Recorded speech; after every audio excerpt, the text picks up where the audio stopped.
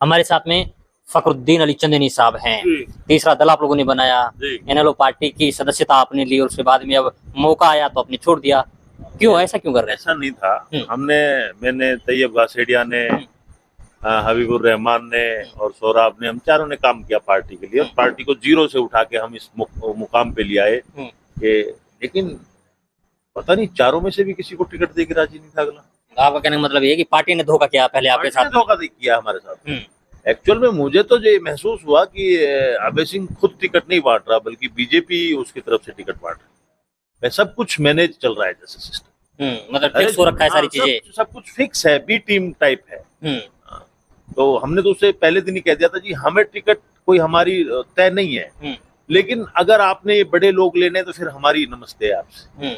पहले ही मना कर दिया, अगर इनको लोगे तो हम नहीं रहेंगे। अच्छा, फिर भी उन्हीं को टिकट दिया तो भाई हमने तो बिल्कुल उससे कह के आए, आज अभय सिंह जिंदा है, पूछ सकते हैं। अच्छा, अभय सिंह से आपने बोल दिया कि भाई टिकट नहीं दिया तो बाय बाय? नहीं, टिकट हमारी प्रायोरिटी नहीं है, टिकट हमारी कमिटमेंट नहीं है, लेकिन दो वर्कर को। लेकिन वर्कर को नहीं दिया है? हाँ, वर्कर को नहीं दोगे, इनको ही लोगे। अगर बड़े परिवारों को जिनको पहले देते आए तो फिर मेहनत हम करें, नीचे मतलब जमाए हम पार्टी का तामझाम, और उसके बाद टिकट किसी को भी दे दे, ऐसा थोड़ी होता है।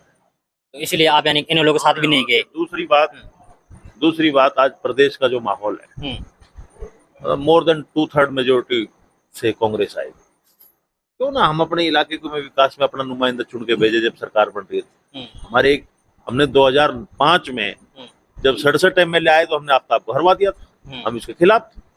अच्छा, हम इसके खिलाफ थे, हमने हरवा दिया और हबीबुर रहमान को निर्दलीय उम्मीदवार बना दिया, लेकिन वो कुछ नहीं करवा पाया।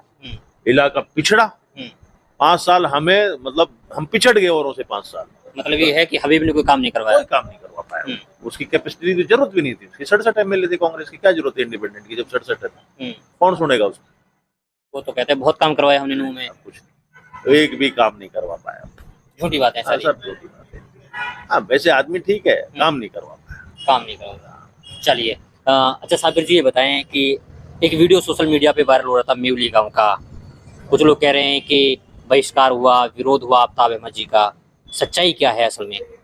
असल सच्चाई जो है, एक वीडियो माड़व की भी वायरल हुई थी, जो सच्चाई थी उसमें चौधरी जाकिर हुसैन खुद अपने हाथ से उस बच्चे को रहते हैं। और जो मेवली का कांड ये बताते हैं, वह तो उनकी आपसी लड़ाई का मुद्दा है। उनका आपसी बच्चों का झगड़ा हुआ था एक दिन पहले।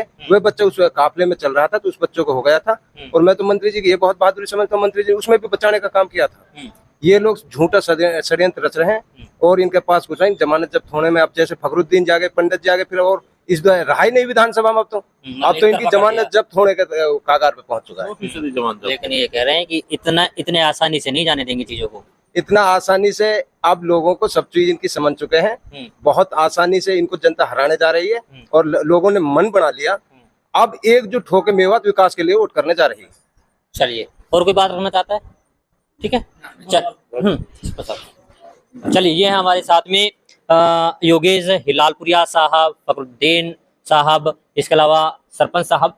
तो इन्होंने अपनी बातें रखी। इन्होंने बताया कि किस तरीके से हम लोगों ने जेजेपी पार्टी को नकारा है, इनेलो पार्टी को छोड़ा क्यों। क्योंकि इनका साफ तौर पर कहना यह है कि ना तो कार्यकर्ताओं को तवज्जो दी गई, ना ही सत्ता में रह करके जिले के लिए कोई काम करवाया गया। अभी इन्हें उम्मीद है कांग्रेस पार्टी से।